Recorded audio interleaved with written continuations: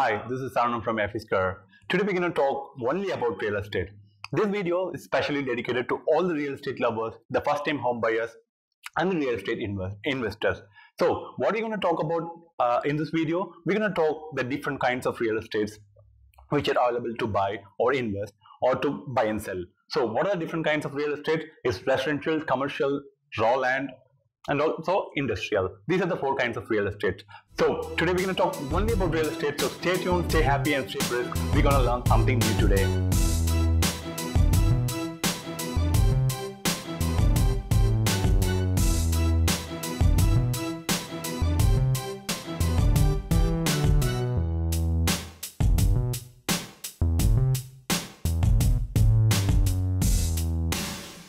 Let's quickly move on to the commercial, the first one. So, commercial real estate. This is something very important. Only the big people can do because it involves huge cost. It's a huge cost entry because you need not in lakhs. You need in crores of rupees because in commercial it's more of office spaces, IT spaces, or retail spaces. So these are the things which is very costly, and only the high real estate investors can do it. So it's high cost entry. The second thing, high risk. As it involves huge cost, it also brings the high risk because you are putting a huge sum of money. If the road is famous once upon a time, and if the famous of the road is getting reduced or the people is moving to the next road, then definitely your office space or retail space definitely get affected. So it's highly risk as you are putting high cost. The next thing, no easy loans. In commercial real estate, the bank lend loan easily. Even if they lend loan, it's of high interest rate. The interest rate varies from 9 to 14%. So it's high interest rate and also tougher loans and also huge sum of money. Let's move on to the next. GST. What does GST mean? It's newly introduced by the Modi government. What's that GST? Goods and Service Tax. It's very high, 18%. GST is applicable to the commercial real estate. So it's very, very high. If you earn 50,000 of rupees per month, you have to pay 18% every month. And finally, you have the income tax as well. GST is an indirect tax, but income tax is a direct tax. So you have 18% in GST and also the income tax in the year end. It depends upon according to your slab rate. Let's move on to the next thing. High rental returns. As it involves high cost and also high risk, it involves high rental returns. For example, in office space, you will be getting around 8 to 14%, even more. In retail spaces, you may getting around 10 to 15% and even more. It depends upon the places. But it involves high cost. So it fetches you the high returns. So next, let's move on to the next thing.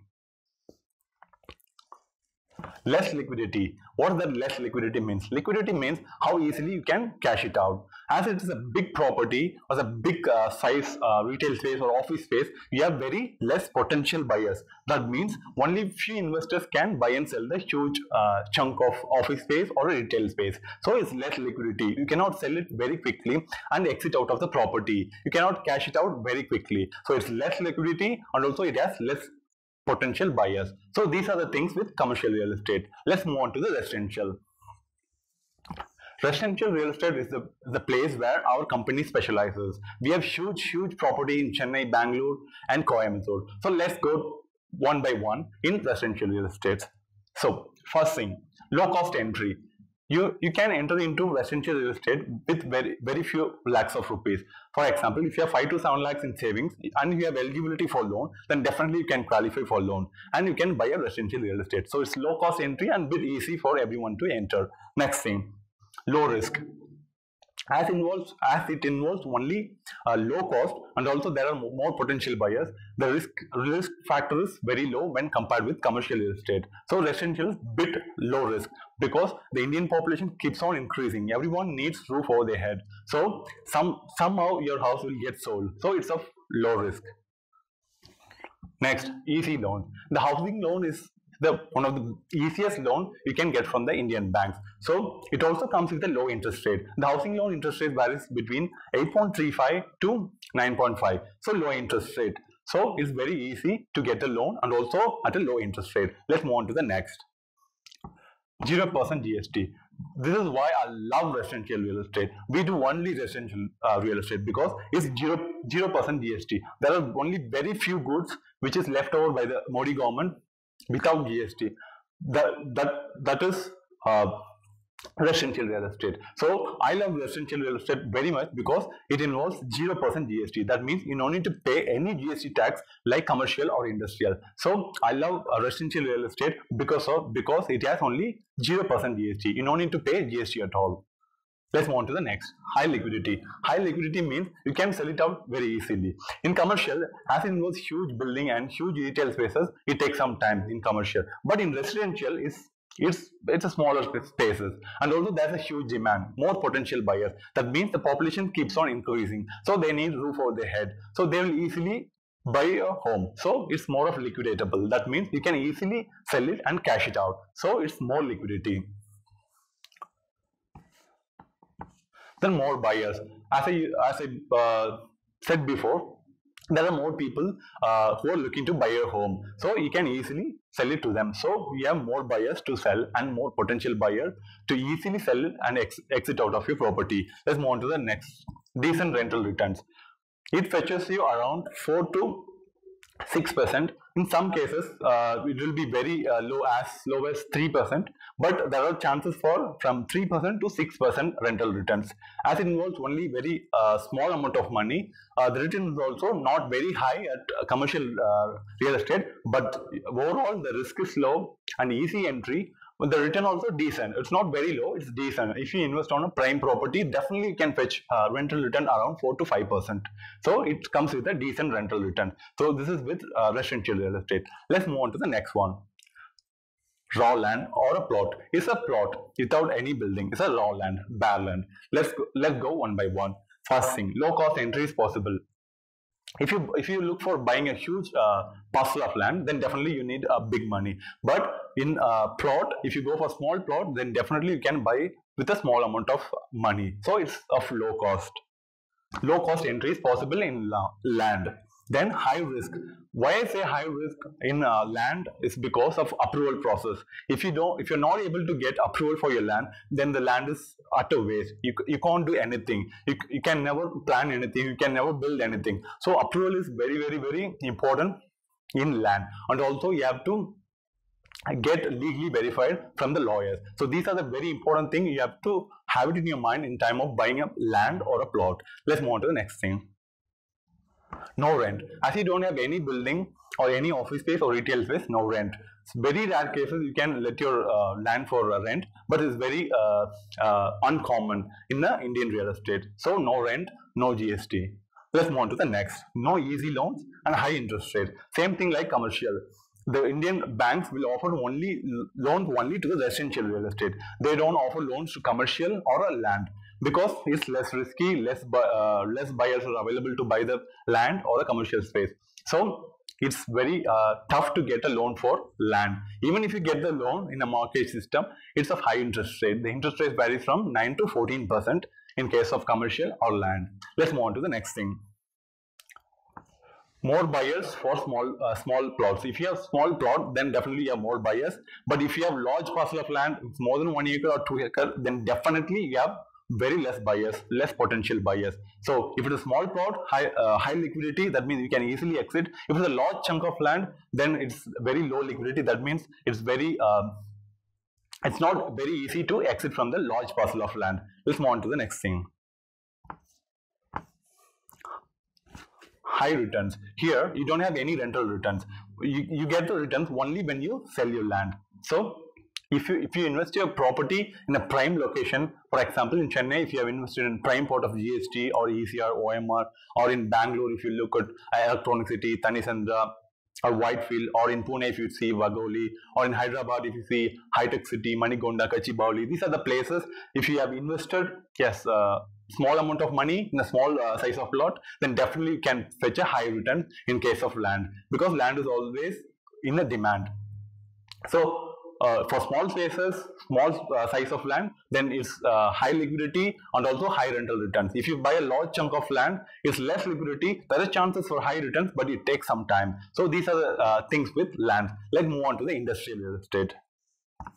So industrial real estate is very different from. It's not a place where everyone likes to play because it involves huge chunk of land and it also involves huge approval process for industrial thing. And let's move on to the next thing. It's high risk because if the industry is not performing well or particular area is not suitable for the industries, then definitely your rental returns, then capital gains, everything will come down because if your company is not performing well or the company is moving to other cities, then definitely the industrial area is very risky because you have put a large money in a large chunk of land and also it involves large chunk of warehousing and other buildings. So it involves high risk because if the company moves out, then definitely it takes much longer time to find the next company. So industrial is very, very high risk than the commercial. Let's move on to the next thing.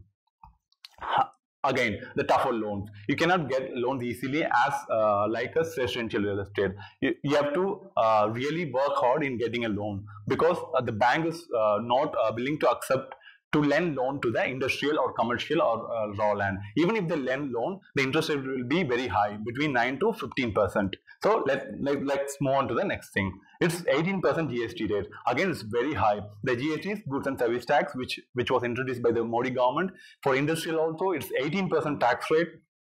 That means if you are receiving 1 lakh rupees as rent from your tenant, then you have to pay 18% GST to the government. Again, you have to pay income tax at the end of the year. So it involves more tax like commercial real estates. Let's move on to the next thing. Decent returns. If your place is good, if your building is good, if your tenant is good, if the company is performing well, then definitely you can get a decent return. So the industrial real estate is almost risky because most of the company have automated their manufacturing process. That means they don't need large chunk of land or large number of employees. So there are chances for you and your industrial property to sit idle or vacant without a tenant. So industrial real estate is very risky when compared with other real estate and it is very different form. So in conclusion, our company FESquare or me will never give a one solution that fits to everyone. We always try to customize the solution based on the client needs. So let's go one by one. The commercial real estate. The commercial real estate is only for the experienced players, those who are in the industry for the 10 to 20 years of time, because it involves huge knowledge and also it involves huge sum of money. So our company FESquare, after being in residential real estate for 10 to 20 years of time, now we have moved to the commercial real estate because we need lot of experience. At present time, we are building a huge convention center of 16,000 square foot in our hometown, but we came to commercial real estate only after spending 10 to 20 years of time in residential real estate. So commercial real estate is only for the big time players. So commercial real estate, only the experience can do it. For the beginner or the first time real estate buyer or the home buyer, then it's only residential real estate. Residential real estate is a place where you can enter easily and make huge sum of money in rental returns and also in capital gain returns, and also you can escape from GST tax, and also you can escape tax in section 84 and all section 80C and section 24. So residential real estate is more suitable for most of the people. It's a place where our company really specializes, and we have been in the residential real estate for 10 to 20 years of time. So residential real estate is most favorable to most number of people. Next, raw land or a plot. If you're looking to buy a small plot and you're a first time buyer, then definitely I will advise to go for a plot, but please make it legally verified and also the approval process. But if you're an experienced investor and willing to buy a large chunk of land, then go for raw land. Or if you don't have experience, then buy a small plot, then construct a small home and live there happily. So it's for land. Let's move on to the industrial real estate. Industrial is a very different form, so I don't recommend very easily. Unless otherwise you really specialize and love industrial real estate, do it. Otherwise, I always recommend to do residential or a small plot for a new beginner. For an experienced one, it's always commercial. It's either IT space, office space, or a retail space. So this is our conclusion. If you like this video, please subscribe to our YouTube channel and tap the notification bell so that you get ring every time when we release a new video. If you have any queries or doubt, please comment at the bottom. We'll be very happy to get back to you. So with this, signing off from here, Savan from FESquare. See you in my next video. Until then, have a good care. Bye-bye.